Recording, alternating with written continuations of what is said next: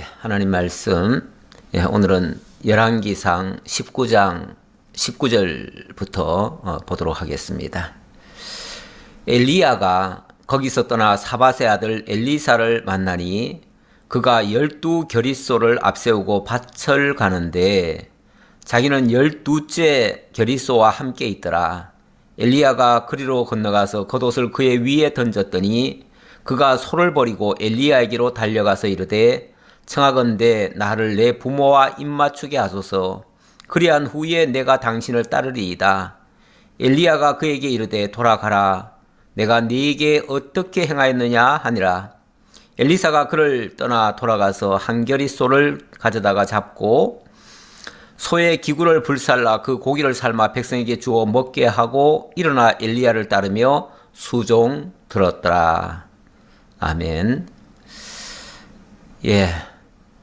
오늘 내용은 하나님의 사람 엘리야가 하나님의 놀라운 사역을 감당하고 그리고 나서 허탈함에 빠져 있고 자괴감에 빠져 있던 이 엘리야에게 하나님이 다가오셔서 엘리야는 죽고자 했는데 하나님은 아니다. 너는 아직 할 일이 있다. 하시면서 엘리야에게 3가지 사명을 주시고 그 사명을 엘리야가 감당하는 그러한 내용이 되겠습니다. 지난주에 그 마지막 장면 한번 조금 우리가 검토를 해보면요. 엘리야에게 3가지 소명을 주셨죠. 소명이라기보다는 사명이라고 하는 게 더 맞을 것 같아요. 왜냐하면 소명이라고 하는 것은 불렀다라는 뜻이고 사명이라고 하는 것은 일을 맡겼다라는 뜻이니까 3가지 일을 맡겼다. 물론 불러서 맡긴 건데 사명이라고 하는 말이 더 맞을 것 같습니다. 자, 하사엘에게 그 첫 번째가 하사엘에게 기름을 부어서 아람 왕이 되게 하라. 하사엘은 여기 다메섹이라고 돼 있죠. 이 다메섹이라고 하면 여기 지금 아람입니다. 이쪽이 아람. 이 아람에 있는 하사엘에게 기름을 부어라 그럽니다. 지금 하나님이 말씀하시는 장면은 여기 시내산 여기죠. 하나님이 여기서 지금 낙담하고 있는 엘리야에게 3가지 사명을 주시는데 그 첫 번째가 저 북쪽에 있는, 어찌 보면 여기서 여기까지는 뭐 정말 참 지구, 그 당시로 말하면 지구 끝 같은 그런 느낌이죠. 가장 멀리 가가지고 거기에 있는 왕은 아니고 하사엘이라고 하는 군인일 텐데요. 그에게 기름을 부어서 아람 왕이 되게 하라고 합니다. 물론 뭐 기름 부었다고 공식적인 즉위식이 아니기 때문에 곧바로 왕이 될 수는 없지요. 그러나 엘리야가 기름을 부어 놓으면 언젠가는 그가 왕이 됩니다. 왕이 될 건데 어쨌든 하사엘에게 나중에 하사엘을 하나님이 쓰신다는 거죠. 쓰시는데 어디에 쓰시는가? 이스라엘 왕을 심판할 때에 아람 왕을 들어서 쓰시겠다. 그런 뜻입니다. 자, 그렇게 하기 위해서 준비 작업으로 하사엘에게 기름을 부어 놔라 그랬고, 두 번째는 예후에게 기름을 부어서 이스라엘 왕이 되게 하라 그랬는데, 예후는 여기 사마리아 지역에 사는 사람이에요. 여기에 사마리아에 사는 사람이죠. 이 사람에게 기름을 부어서 지금은 아합 왕가 시대인데, 오므리 왕조죠. 오므리 왕조의 아합 왕가 시대인데 다음 왕이 될 사람을 기름 부어 놓으라는 거예요. 근데 원칙적으로는 예후가 왕의 자격이 없지요. 왕손도 아니고 왕의 자격이 될 수가 없는데 하나님께서 기름 부어 놓으라는 거예요. 왜요? 이제 아합 왕을 하나님이 심판하시기 위해서 심판의 그릇으로 쓰시려고 기름을 부어 놓으라는 겁니다. 그리고 엘리사에게 기름을 부어서 너 대신 선지자가 되게 하라 이렇게 말씀하셨어요. 그러니까 엘리야는 이제 잠시 후면은 자기 사명이 끝나면은 하나님이 데려가실 거예요. 사명이 끝나면은 당연히 데려가지요.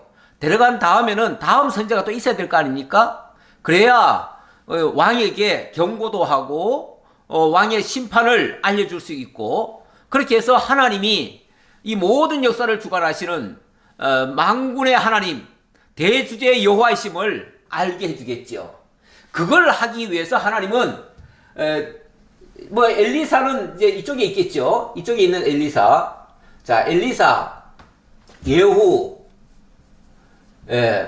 그리고 하사엘. 자, 이런 사람들을 하나님이 쓰신다고 지금 미리 다 일꾼을 준비해 놓는 거예요. 준비해 놓는데, 그렇게 준비를 시켜 놓고, 하나님이, 지난주 그 19장 17절, 그 바로 직전에 이런 말씀이 있습니다. 17절에 보면은, 하사엘의 칼을 피하는 자를 예후가 죽일 것이요, 예후의 칼을 피하는 자를 엘리사가 죽이리라. 자, 그러니까 하사엘, 예후, 엘리사, 이 세 사람은 전부 다 아합 왕가를 심판할 심판의 도구인 거예요. 심판의 그릇으로 하나님이 쓰시겠다는 거예요. 자, 그래 놓고 이제 엘리야가 이제 이 말씀을 받았으니까 엘리야가 이제 그 말씀을 집행을 해야 될 거 아닙니까? 그 말씀에 이제 순종해서 이 말씀대로 해야 될 거 아니겠어요?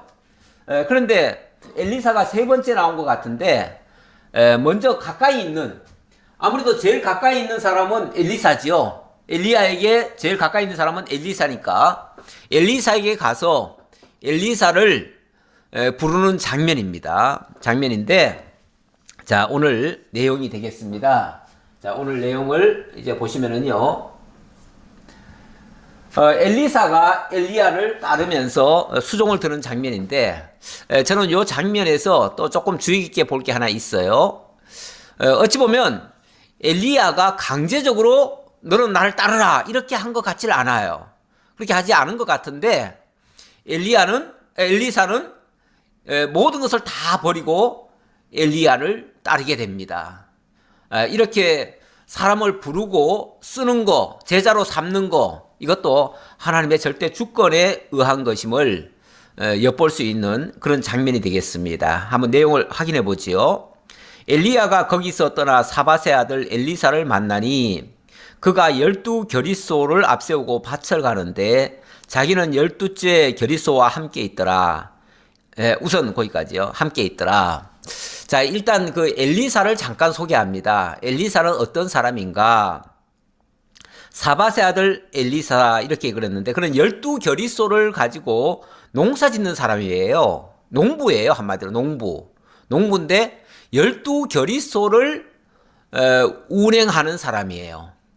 한 겨리가 2마리거든요. 2마리를 한 겨리로 해서, 우리나라하고 약간 다르죠. 우리나라는 보통 시골에서 보면은 소를 쓸 때 한 마리에다가 뒤에다가 쟁기를 달아가지고 끌고 갑니다. 그런데 이쪽 지역은 소 2마리가 한 겨리가 돼가지고 한 그 밭을 갈게 됩니다.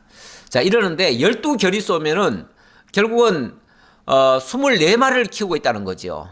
24마리를 키우는 농부라면 엄청나게 사실은 부유한 사람일 수 있습니다. 분홍일 수 있어요. 근데 어쨌든 그것을 다른 사람들한테도 11겨리는 맡겨놓고 자기는 12번째 겨리를 끌면서 밭을 갈고 있었습니다.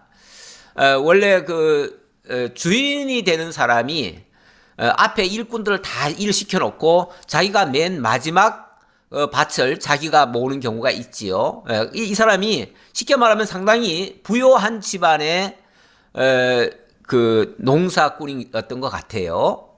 자, 그런데 거기에 엘리야가 그리로 건너가서 겉옷을 그의 위에 던졌더니 그가 소를 버리고 엘리야에게로 달려가서 이르되 청하건대 나를 내 부모와 입맞추게 하소서.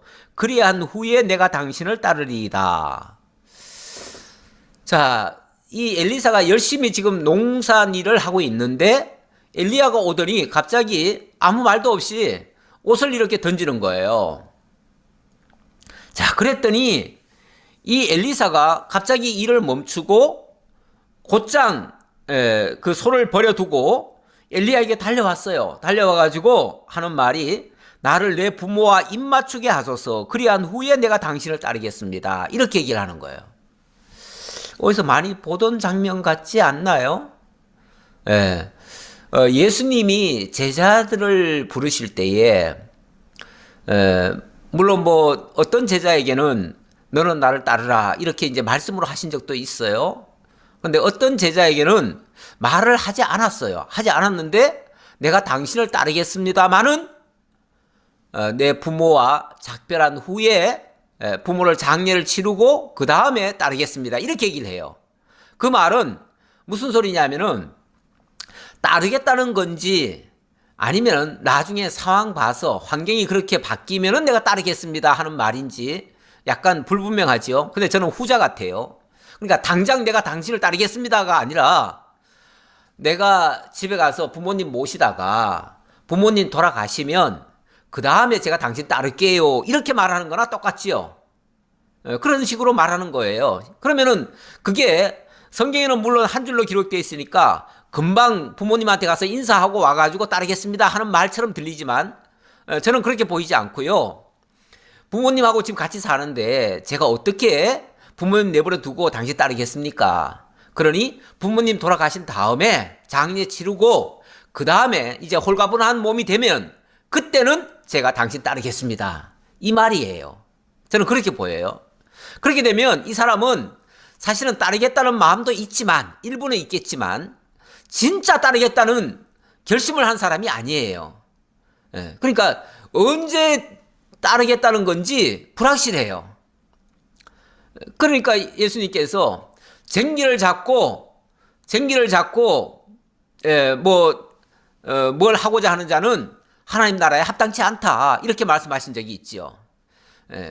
그러니까 내가 이런 환경이 되면은 할게요. 나중에 이런 것 되면은 할게요. 이런 사람은 그 사실 마음 없다 그 얘기예요. 그런 사람은 진짜 따르고 싶어서 하는 소리가 아니에요. 따르면 좋기는 좋겠는데 내 형편이 안 되니 나는 못하겠습니다. 이걸 완곡하게 그렇게 표현할 수도 있어요. 그런데 우리 주님께서 당신의 제자 삼을 칠 때 보면은 어찌 보면은 좀 강권적이에요. 그래서 따르겠다는 자는 오히려 놔두라, 너는 따르지 말아라 이런 식으로 말씀하신 적도 있고요.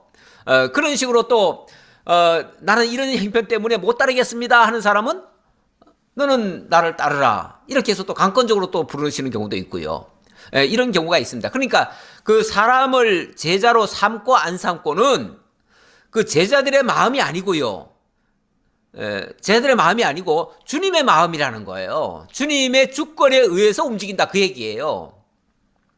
어찌 보면 이 엘리사의 마음을 움직여서 그 농산일에 충성하던 사람을 하나님이 지금 하나님의 선지자로 삼으시려고 하는데 거기에 지금 변명을 어찌 보면 한 셈이죠.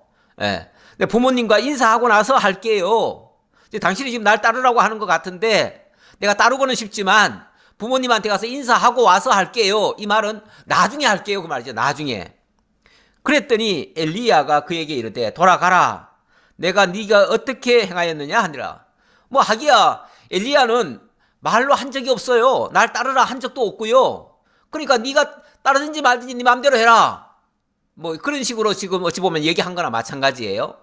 그랬는데 엘리사가 그를 떠나 돌아가서 한 겨리소를 가져다가 잡고 그 말을 듣고 나서 그럼 제가 나중에 따르지요 이렇게 말한 게 아니고 그 즉시 돌아가서 곧바로 자기가 그 한결이 소를 끌었다고 그랬잖아요. 쉽게 말하면 자기가 농사 지을 수 있는 기구 아닙니까? 근데 그거를 아예 다 없애버렸어요. 다시 말하면은 자기가 그동안 믿고 의지하던 모든 것들을 다 내버린 거예요. 그래서 한결이 소 그거를 그 자리에서 잡아버렸어요. 잡고 그 결이는 또 부셔가지고 그걸로 불 떼가지고 그 소를 삶았어요. 그리고 그 삶은 소를 전부 다 그 나머지 일하는 사람들한테 다 나눠줘 버렸어요. 다 나눠주고 그러니까 이제 모든 걸 다 버린 거죠. 모든 것을 다 버리고 그리고 엘리야를 따랐다. 그렇게 얘기를 하는 겁니다. 그래서 이 엘리사가 엘리야를 따르게 된 거, 선지자가 된 거, 이거는 뭐 갑작스러운 일인데요. 절대 자기 의지로 한 것이 아니다. 오히려 하나님의 강권적인 역사로 말미암아 이렇게 되어진 것이다 라는 뜻입니다. 그래서 그렇게 하기 위해서는 자기의 모든 것을 다 버리고 이제 따랐는데, 아까 우리 찬송한 게, 그 찬송가의 326장에도 보면 그런 말씀이 있지요. 거기에도 보니까, 내 죄를 회개하고 주 예수 믿고서 나 주를 사랑하며 잘 섬기리로다. 여기 회개라는 단어가 나왔는데, 우리가 하나님 앞에 나아갈 때도 사실은 근본적인 회개가 필요합니다. 그 근본적인 회개라는 게 뭐냐면 자기가 지금까지 가던 길을 완전히 돌이키는 거예요.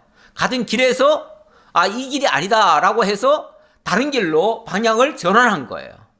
방향의 전환, 의식의 전환, 이것을 성경이 말하는 회개라고 말합니다. 뭐 단순히 도덕적으로 뭐 좀 잘못한 거, 그거 잘못했습니다, 하나님 앞에 용서를 구하는 그런 회개가 아니고, 아예 근본적으로 세상을 향해 가던 발걸음을 하나님께로 완전히 돌이키는 거, 이게 회개죠. 진정한 회개죠. 그래서 엘리사가 이 장면만 보면은 엘리사가 진정한 회개를 하고, 그리고 하나님 앞으로 나왔다. 하나님의 사람이 되고자 했다. 이렇게 볼 수 있겠습니다. 자, 그리고 이제 20장으로 넘어갑니다. 20장으로 넘어가면 장면이 좀 바뀌는데요. 여기서는 예언으로 교훈하는 장면이 되겠습니다. 예언으로 교훈한다는 말은 하나님께서 무슨 역사를 하시는데 하나님이 말씀하시고 그 말씀대로 이루셔서 하나님이 이 모든 역사를 주관하시는 여호와라는 사실을 증거한다. 그런 차원이에요. 자, 그런 차원에서 이제 봐야 되는데, 지금 무대는 어쨌든 북이스라엘입니다. 북이스라엘. 자, 북이스라엘. 어찌 보면 하나님을 다 떠난 사람들이죠. 하나님을 다 떠나서 정말 하나님 다 잊어버리고 사는 사람들인데, 하나님은 이들을 아주 버리지 않습니다. 다시 말하면 북이스라엘이지만 비록 왕은 잘못됐고 왕의 아내 이세벨이 완전히 무속에 빠져가지고 바알과 아세라 신을 섬기는 완전히 무녀가 돼버렸죠. 그런 상태에서 하나님의 선자들을 다 죽이고 하나님의 종교가 사라지는 듯한 그런 상황이지만, 하나님은 여전히 이 나라에 주목을 하고 계셔요.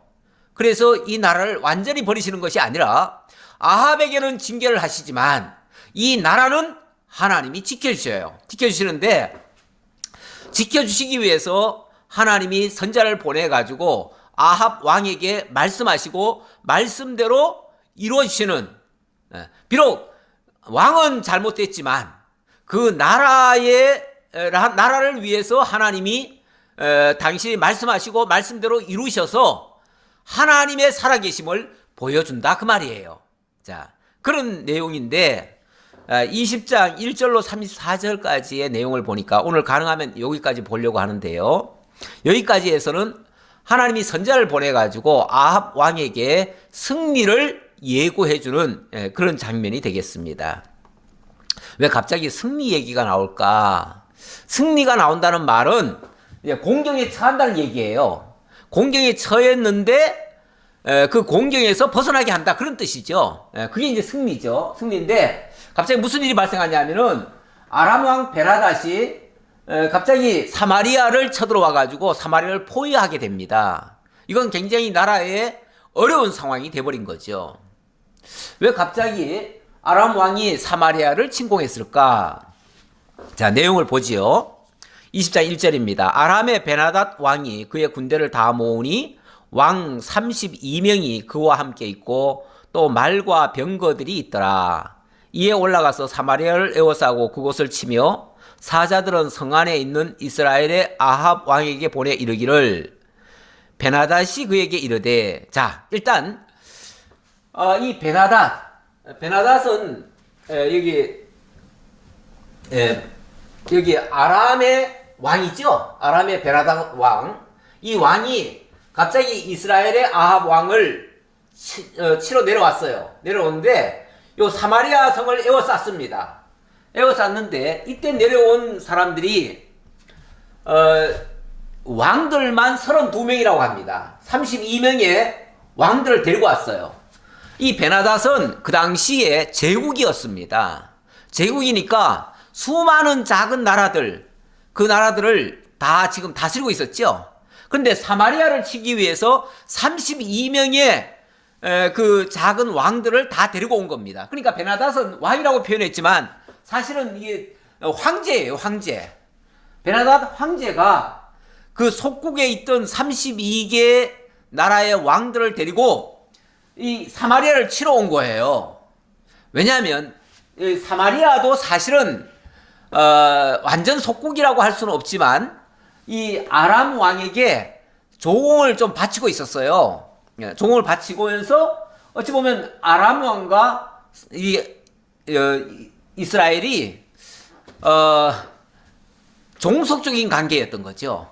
속국, 완전 속국이라고는 할 수 없는데, 그렇지만은 어느 정도 조공을 바치면서 그냥 사이좋게 지냈던 사이예요.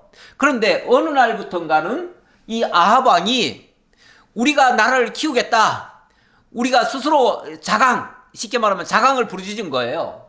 그러니까 아람 왕 베나닷이 이 사마리아가 커지면 안 될 거 아니에요. 이 이스라엘이 커지면은 자기네들에게 위협이 될 거니까 이들을 완전히 꺾으려고 32명의 왕을 데리고 쉽게 말하면 겁박을 한 거예요. 우리 말 잘 들어. 우리 말 안 들으면 너희들 다 쑥대만 만들 거야. 이렇게 이제 위협을 한 거지요. 자, 위협을 해서 그래서 아합 왕에게 일단은 성을 에워싸고는 그 다음에 협박을 하는 거예요. 협박을 어떻게 하냐면 3절에 봅시다. 내 은금은 내 것이요 내 아내들과 내 자녀들의 아름다운 자도 내 것이니라 하며, 완전히 아니 남의 나라에 쳐들어와 가지고 너의 있는 모든 그 보물, 재산, 몽땅 다 내 거야. 그렇게 얘기합니다. 내 거야. 뿐만 아니라 너의 아내와 내 자녀들과 내 모든 식솔들도 다 내 거야. 이렇게 얘기를 합니다. 하기야 큰 나라들이요 작은 나라를 상대할 때 그런 식의 시각을 가지고 있습니다.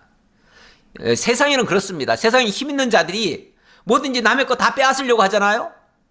권력만 쥐어도 남의 집에 들어가가지고 당장 다 내놓으라고 하잖아요. 모든 것을 다 자기 마음대로 할 수 있다고 생각하는 것이 세상에 어찌 보면 약육강식 세계의 하나의 법칙처럼 돼 있어요. 그걸 뭐 좋게 말하면은 뭐 자유민주주의 체제다 이렇게 얘기하는데, 자유민주주의는 뭐 자기 마음대로 하는 겁니까?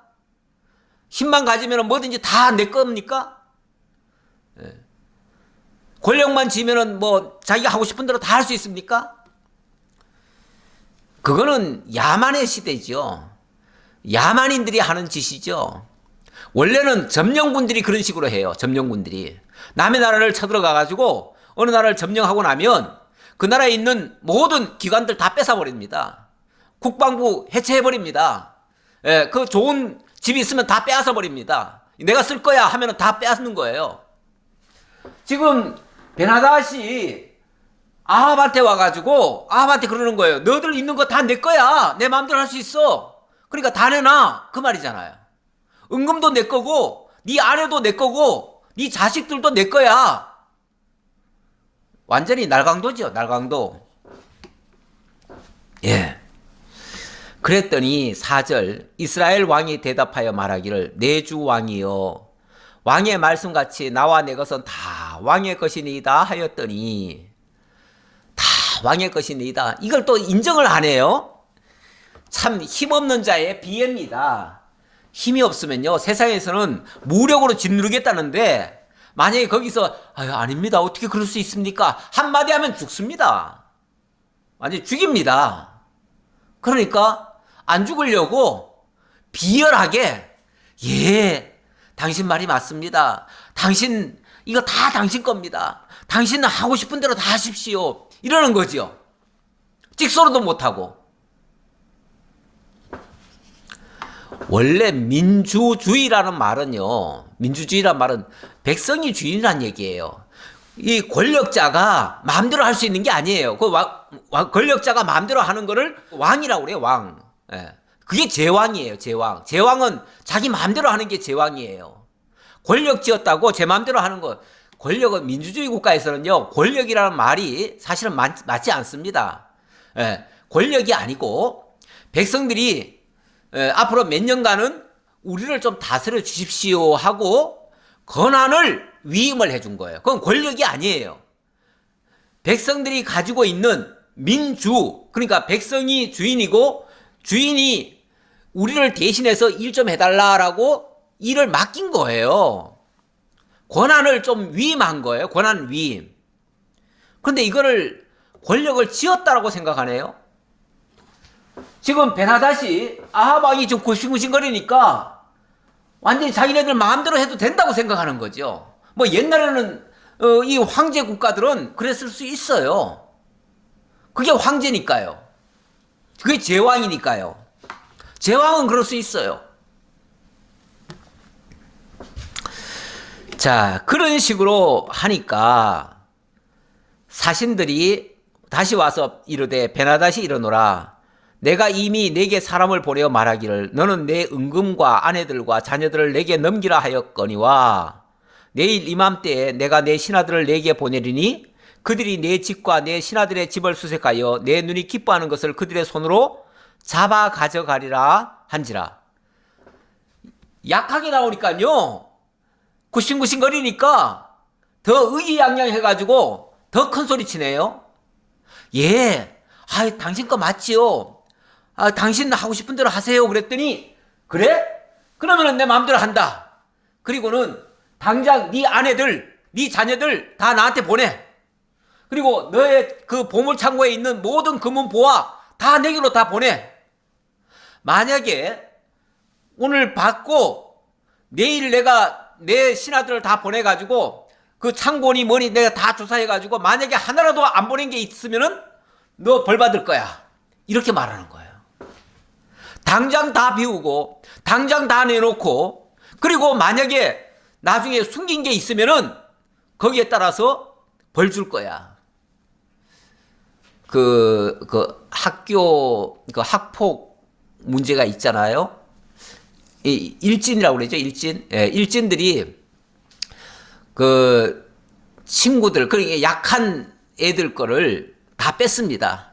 다 뺏어 놓고 다 내놓으라고 그러죠. 내놓으라고 그래가지고 겁이 나니까 다 내놓습니다. 내놓고 나서 뭐라고 그러냐면은 내가 주머니 지금부터 뒤진다. 뒤져가지고 만약에 1,000원짜리 하나만 나오면은 1,000원에 한 대씩 너 때릴 거야.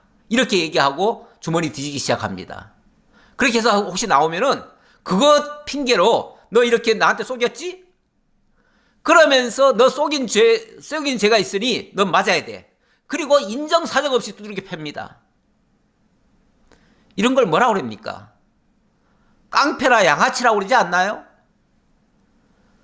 완전히 지금 그 힘 가지고 내리 눌러버리고 그리고 조금이라도 속였다고 죽이겠다는 거예요. 이런 식으로 얘기를 하는 겁니다.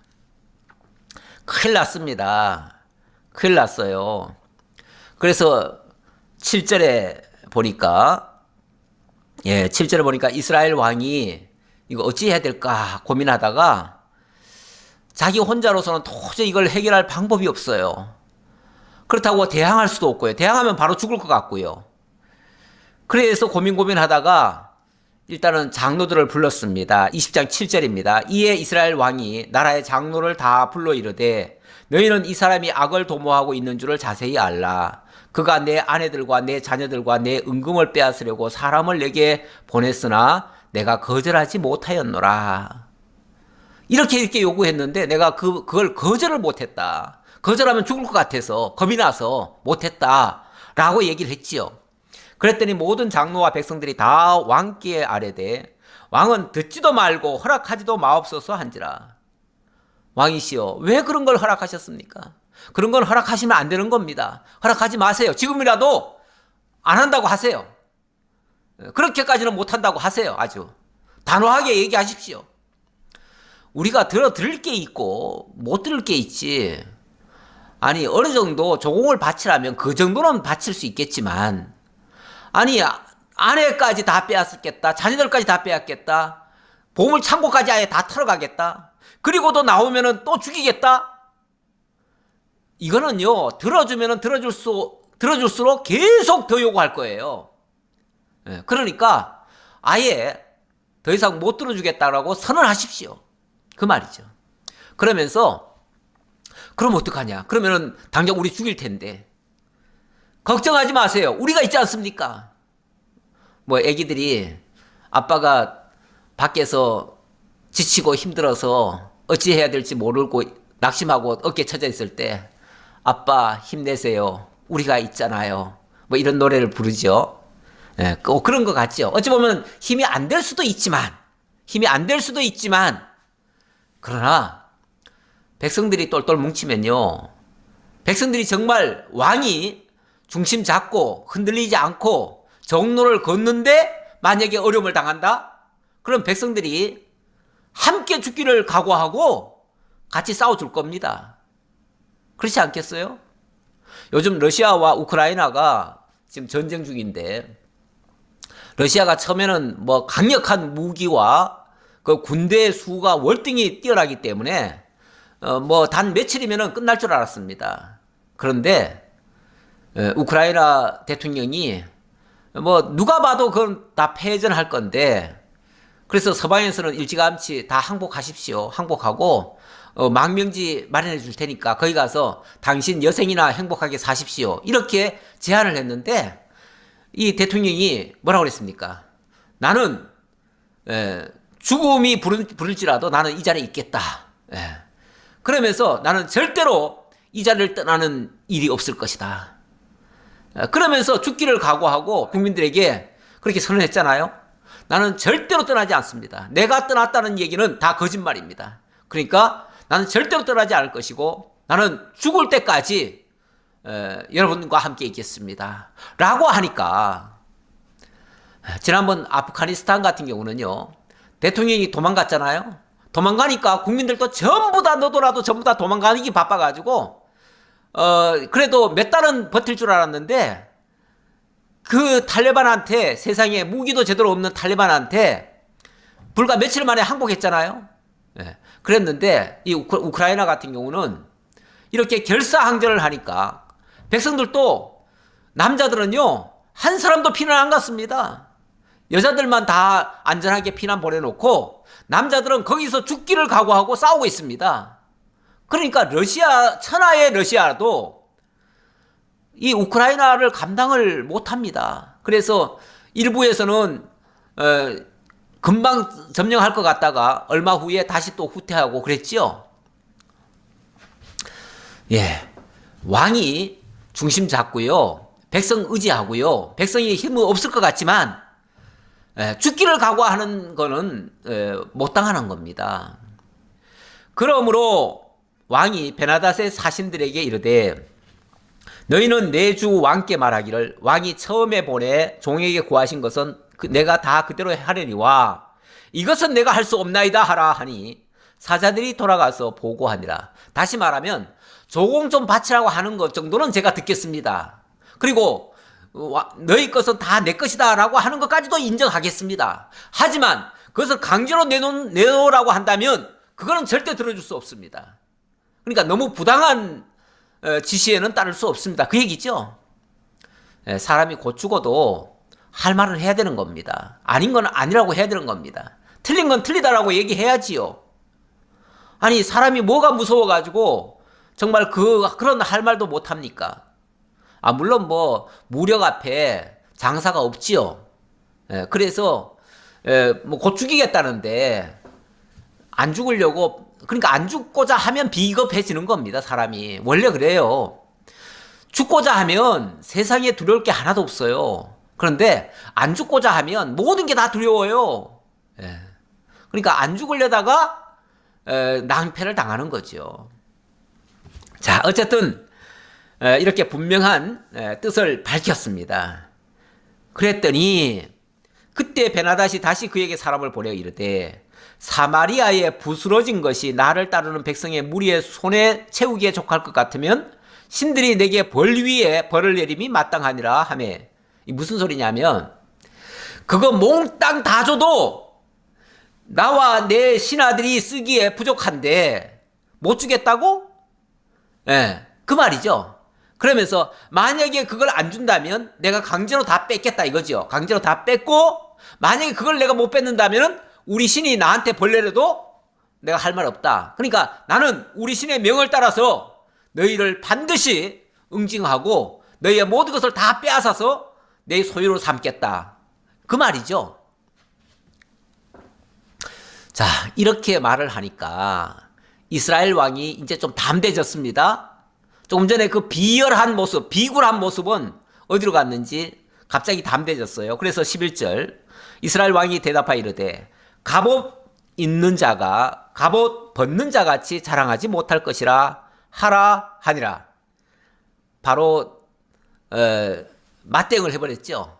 뭐라고 그랬습니까? 갑옷 입는 자가, 갑옷 입는 자란 말은 전쟁을 시작하는 자지요. 전쟁을 시작하기 위해서 갑옷을 입고 전쟁에 참여할 거 아니에요? 전쟁이 이제 시작하려고 하는 자가 마치 갑옷을 벗는 자처럼, 원래 전쟁하다가 죽으면 갑옷 벗을 새도 없어요. 그런데 갑옷을 벗는다는 말은 승리하고 돌아와서 이제 갑옷을 벗고 편안히 쉬는 걸 얘기하는 거 아니겠어요? 그러니까 갑옷 입는 자가 아직 전쟁도 안 해봤는데 마치 전쟁에 승리한 것처럼 그런 식으로 말하지 마세요. 길고 짧은 거는 대봐야 합니다. 지금 그렇게 큰 소리 치지 마세요. 그 말이죠. 와, 어떻게 이렇게 담대한 말이 나올 수 있었을까요? 뒤에 든든한 백이 있다라고 생각하니까 그런 이제 용감한 말도 나오는 거예요. 뭐가 옳은지에 대한 아합 왕은 어느 정도 그래도 사람이 좀 통하는 사람이에요. 대화가 되는 사람이에요. 전혀 안 되는 사람은 아니에요. 그래서 뭔가 옳고 그름을 어느 정도는 분별할 줄 아는 사람 같기는 한데 가장 큰 실책은 자기 아내를 에빨의 딸 이세벨을 취한 것이 큰 결정적인 실수죠. 그리고 그 아내를 너무 신뢰한 것이 또 실수죠. 왜냐하면 그 여자는 완전히 악마 같은 여자입니다. 그 바알과 아세라 신을 끌고 들어온 사람이에요. 그래서 이스라엘의 모든 여호와를 믿는 사람들을 다 죽여버렸잖아요. 그리고 아합에게 바른 직언하는 사람들을 다 없애버린 거예요. 그러니까 아합의 눈과 귀를 다 멀게 한 사람이에요. 그러니까 그 아내가 진짜 문제였고요. 어떤 면에서 아합은 그런대로 이럴 때 보면은 상당히 괜찮은 사람 같아요. 인간적으로. 자, 어쨌든 이렇게 말을 하니까 베나닷이 이 소리 들으면 얼마나 화가 나겠어요. 이것 봐라. 내가 좋게 말할 때 내 말 안 들어? 그렇다면 내가 바로 본때를 보여주지. 이렇게 나오는 거죠. 12절 그때 베나닷이 왕들과 장막에서 마시다가 이 말을 듣고 그의 신하들에게 이르되 너희는 진영을 치라 하매 곧 성읍을 향하여 진영을 치니라.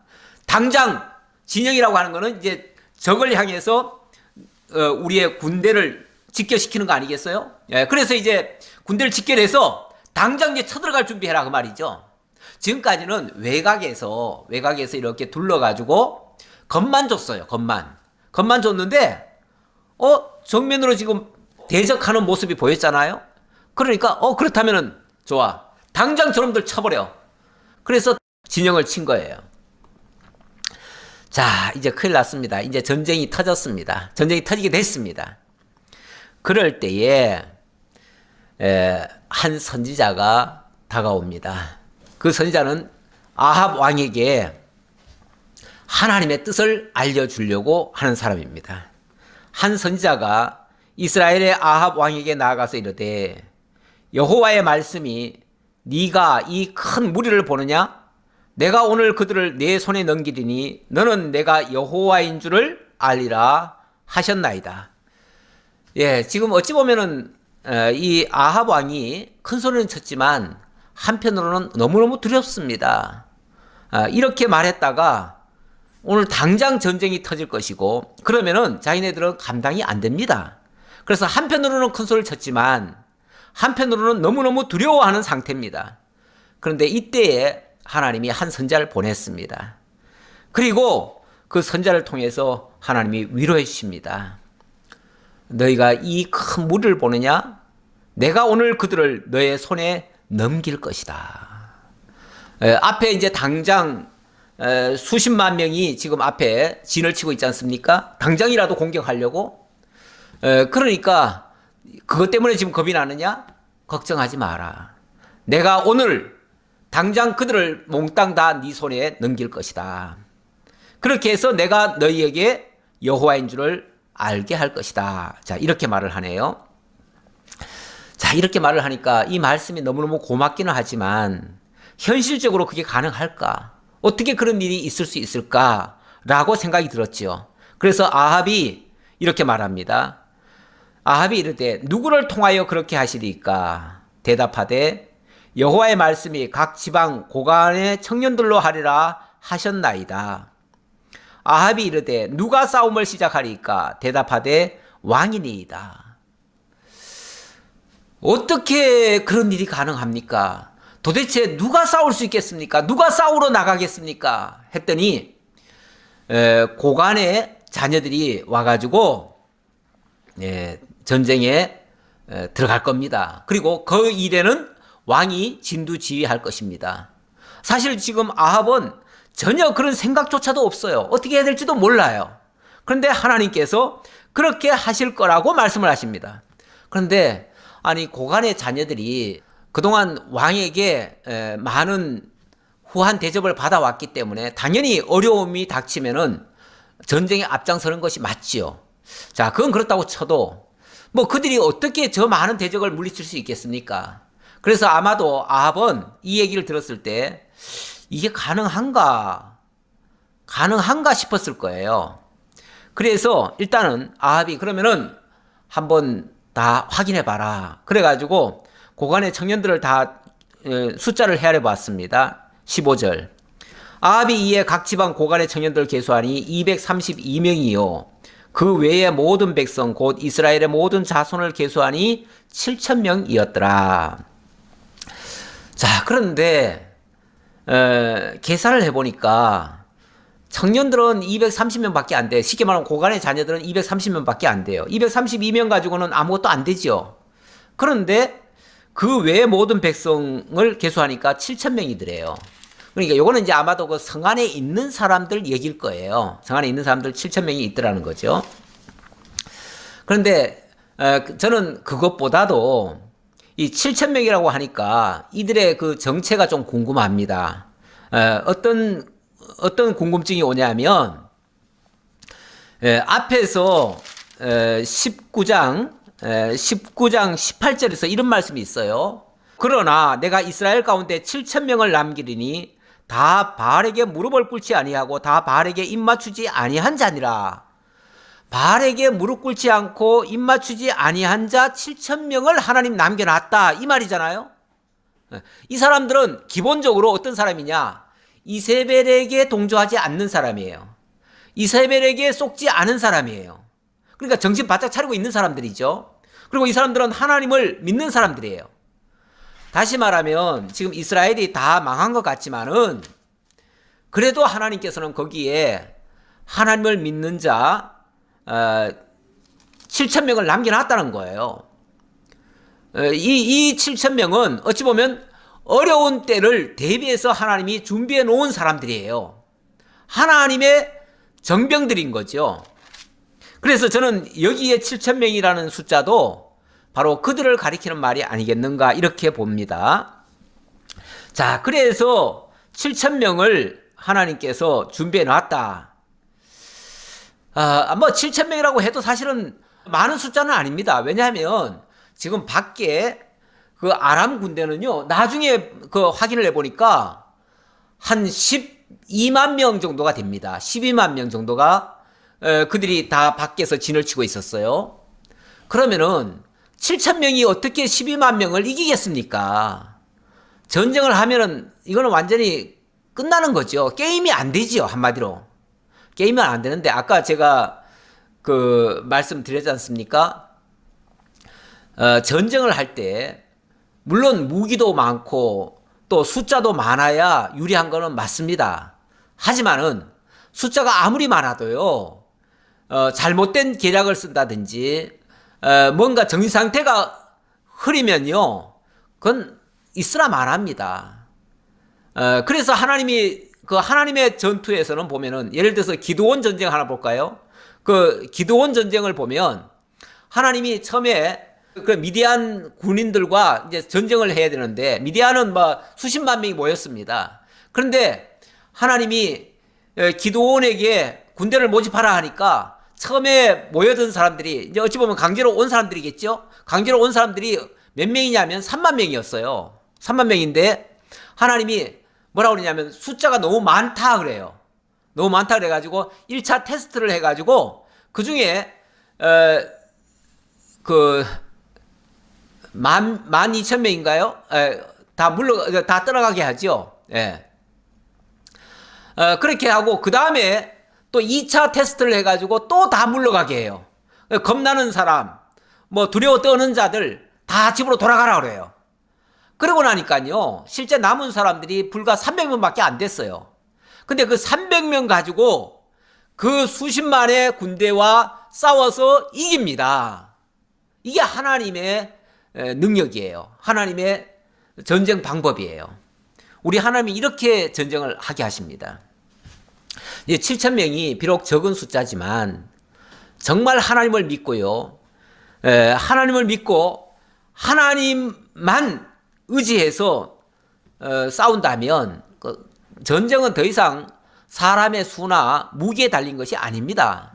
결국 하나님의 뜻에 달려 있음을 분명히 깨닫게 할 겁니다. 이번에도 그걸 깨닫게 하려고 하나님이 사실은 이런 역사를 만드신 거거든요. 그런데 지금 여기 7,000명은 제가 아까 하나님이 숨겨놓은 바알에게 무릎 꿇지 아니한 7,000명이라면 그 사람들은 죽기를 각오하고 싸울 겁니다.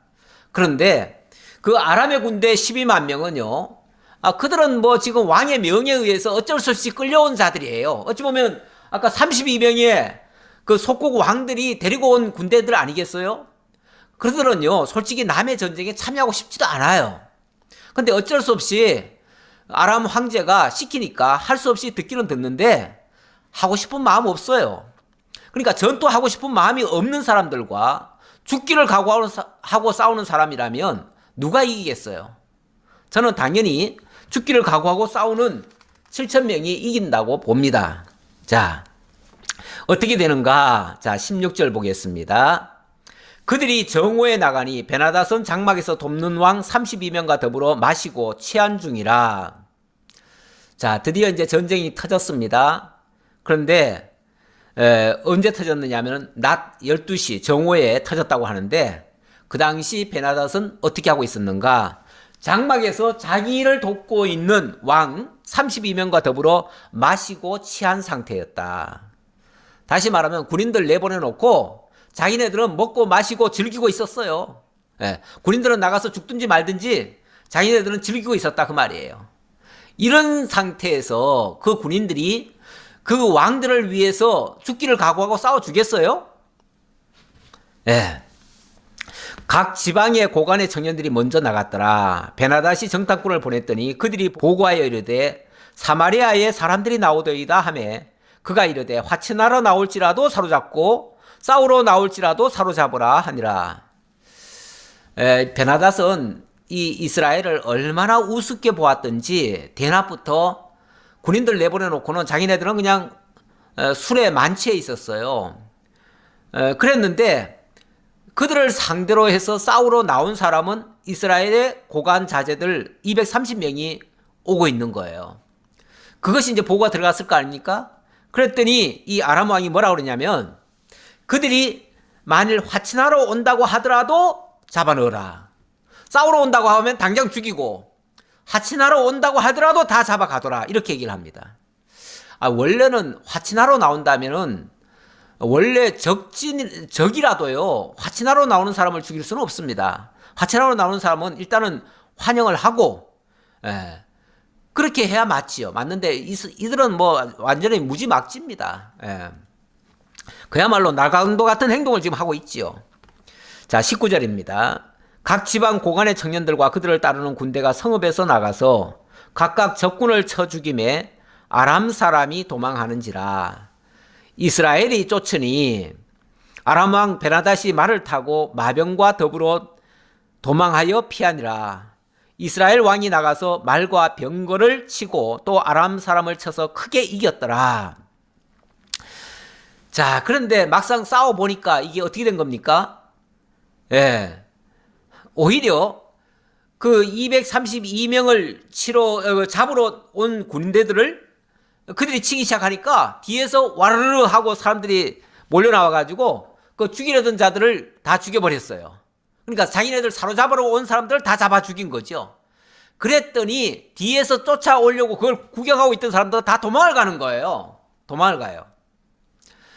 전쟁은 일단은 기선을 제압하면요. 그걸 예봉을 꺾는다고 그러죠. 기선을 제압하고 나면 상대방은 겁이 나서 다 도망을 가게 돼 있습니다. 그래서 베나닷이 이제 막 군인들이 다 도망을 가니까 베나닷도 큰일 났다. 우리가 지금 뭐가 잘못됐다. 우선 피하고 보자 해가지고 베나닷이 말을 타고 마병과 더불어 급히 도망을 갔어요. 왕이 도망가면 지난번 그 아프가니스탄 전쟁에서도 봤듯이 대통령이 도망가면요 백성들은 싸울 의지가 하나도 없습니다. 그래서 그냥 무조건 토항하는 거예요. 항복하는 거예요. 네. 그래서 결국은 실패를 했어요. 실패를 해서 그들은 이제 다 도망을 가버렸습니다. 이 패배한 아람 왕이 얼마나 배가 아팠겠어요? 얼마나 속이 상했겠어요? 그러니까 다시 기회를 엿보고 도대체 지난번에 우리가 왜 졌지? 아니 그런 사마리아한테 왜 우리가 지지? 그리고 연구를 했을 거 아니겠어요? 그리고 다음에는 이놈들 더 아주 혼내줘야 되겠다 하고서 다시 침공할 계획을 세웁니다. 당연히 아합도 준비를 해야지요. 그래서 22절에 보니까 그 선자가 이스라엘 왕에게 나와 이르되 왕은 가서 힘을 기르고 왕께서 행할 일을 알고 준비하소서. 예, 당연히 아람 왕이 이번에 패했다고 해가지고 완전히 물러갔다고 생각하시면 안 됩니다. 반드시 다시 보복하러 또 올 겁니다. 그러니 해가 바뀌면은 다시 올 수 있으니 꼭 미리 준비해 주세요. 이렇게 이제 부탁을 한 거죠. 자, 그랬더니 아람 왕의 신하들이 왕께 아뢰되 그들의 신은 산의 신이므로 그들이 우리보다 강하였거니와 우리가 만일 평지에서 그들과 싸우면 반드시 그들보다 강할지라. 또 왕은 이 일을 행하실지니 곧 왕들을 제하여 각각 그곳에서 떠나게 하고 그들 대신에 총독들을 두시고 또 왕의 잃어버린 군대와 같은 군대를 왕을 위하여 보충하고 말은 말대로 병거는 병거대로 보충하고 우리가 평지에서 그들과 싸우면 반드시 그들보다 강하리이다. 왕이 그 말을 듣고 그리하니라. 이건 무슨 소리입니까? 지금 아람 왕에게 그러니까 아합도 이제 그 다음에 전쟁이 또 있을 것이라고 하는 것을 선자를 통해서 경고를 받았지요. 그래서 준비를 하고 있고요. 아람 왕은 이를 갈고 있는 거예요. 이를 갈고 있다가 지난번에 왜 졌을까 우리가? 근데 이 사마리아는 여기가 산이거든요. 원래가 이게 세멜산이라고 하는 곳이에요. 근데 세멜이라고 하는 사람이 살던 곳을 왕이 그것을 사가지고 거기다가 왕궁을 짓고 사마리아 성을 만들어 놨어요. 그러니까 여기는 산이라고 볼 수 있어요. 그런데 이 아람 왕에게 조언해 주는 일종의 그들의 그 무속적인 사람들이에요. 이들은 또 자기네들 신을 섬기는 그 제사장들이 뭐라고 얘기를 했냐면 이스라엘의 신은 산의 신이기 때문에 산에서는 강합니다.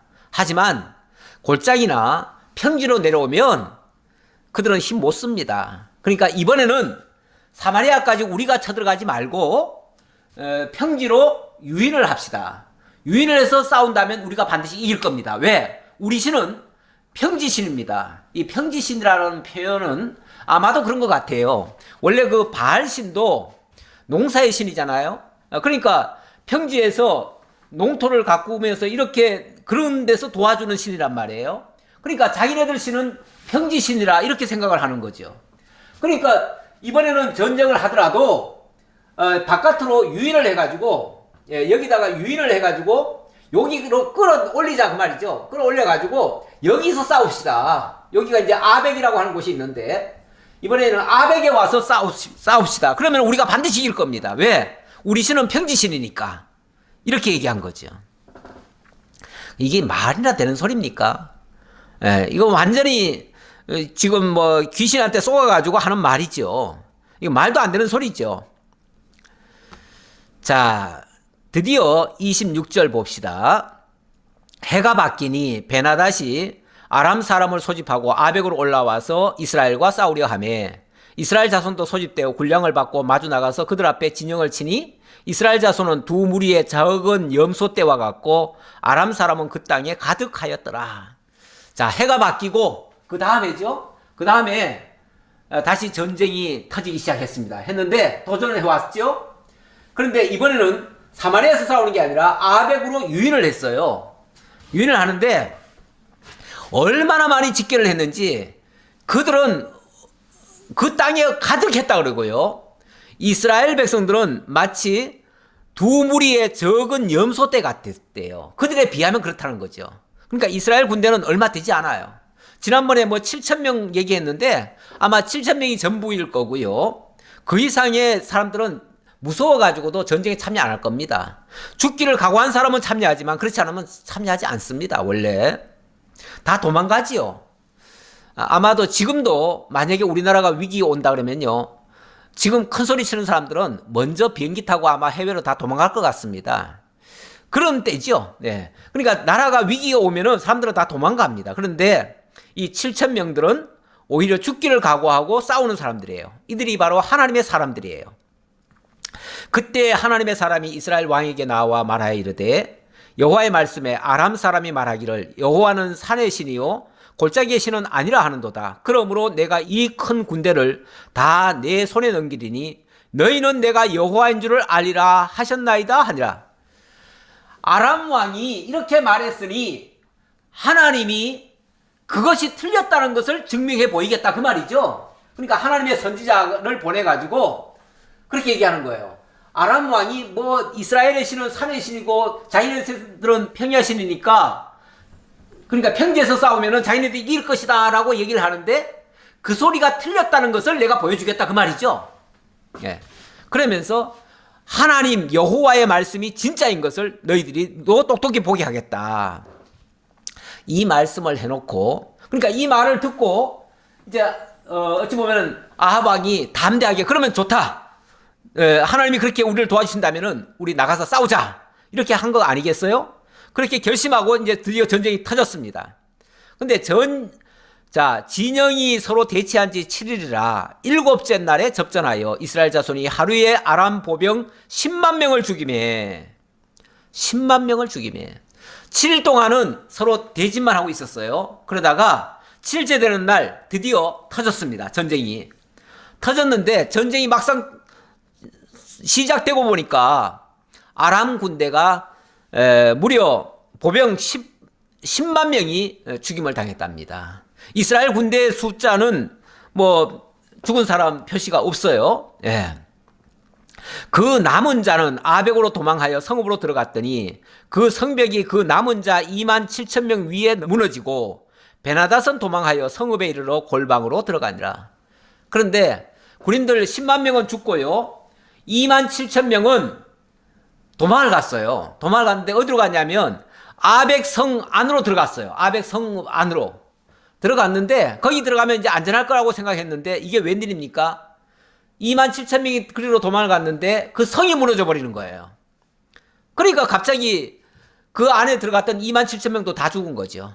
결국은 이스라엘과 지금 아람의 전쟁에서 제국 아람을 상대로 해서 전쟁을 했는데 12만 7천 명을 죽인 거예요.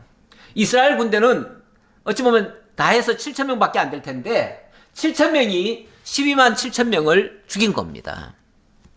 이렇게 하니까 베나닷은 이제 완전 패망을 당한 거죠. 지난번에 전쟁은요, 처음 전쟁은, 1차 전쟁은 그렇게 큰 손실은 없었을 거예요. 자기네들이 패전해가지고 돌아는 갔지만은 군인 그렇게 다 잃었다는 소리가 없었는데, 이번에는 12만 7천 명이나 죽었어요. 그리고 군대를 다 잃어버렸어요. 다 잃고 베나닷 혼자 도망을 간 겁니다. 어디로 갔냐면 성읍에 이르러 골방으로 들어가니라. 지금으로 말하면 지하 벙커 들어간 거예요. 지하 벙커. 이제 성 안에도 보통 이제 지하 벙커 같은 게 있어요. 왜냐하면 전쟁이 나면 그 지휘부는 그래도 끝까지 지키고 있어야 되거든요. 그래서 그 지하 벙커 같은 데 들어갔는데, 거기 있으면 안전할까요? 예. 거기는 어떻게 될런지 그건 시간 관계상 다음에 또 우리가 확인해 보도록 하겠습니다. 오늘 말씀 속에서 우리 하나님께서는 사람의 수와 무기에 따라서 이기고 지게 하는 것이 아님을 알 수 있습니다. 그리고 하나님이 함께 하시면 정말 300명으로도 수십만을 죽게 할 수 있습니다. 얼마든지 하나님은 당신이 여호와이심을 보여주십니다. 비록 아합은 하나님의 말씀, 그 이세벨 때문에 속아가지고 그렇게 지금 잘못된 길을 걷고 있었지만, 그래도 그곳에는 하나님의 택한 백성들이 있습니다. 그리고 하나님을 경외하는 자 7천 명이 있습니다. 그래서 하나님은 그 이스라엘을 버리지 않습니다. 그들과 함께하고, 그들과 함께하기 때문에 결국은 그들 때문에 이스라엘이 구원을 받게 되는 겁니다. 기도하겠습니다. 아버지 하나님, 감사합니다. 우리 하나님, 지금도 살아계심을 저희들이 오늘 말씀을 통해서 확인했습니다. 하나님은 아무리 불리한 상황에서도 하나님은 친히 역사하시고, 또 하나님이 함께 하시면 어떤 대적이라도, 어떤 난관이라도, 어떤 고난이라도, 어떤 악조건이라도 다 돌파하고 승리케 하신다는 것을 오늘도 말씀을 통해서 확인했습니다. 아버지 하나님, 우리 앞에도 여러 가지 어려운 일들이 끊임없이 나타나고 있습니다. 이 모든 것 우리들 스스로의 힘으로는 감당하기 어렵지만, 그러나 하나님이 함께 하시면 넉넉히 이겨내고 하나님의 영광을 보게 될 것입니다. 그 믿음 가지고 이 거친 세상 슬기롭게 지혜롭게 살아갈 수 있는 저희 모두가 되게 하옵소서. 예수님의 이름으로 기도하옵나이다. 아멘.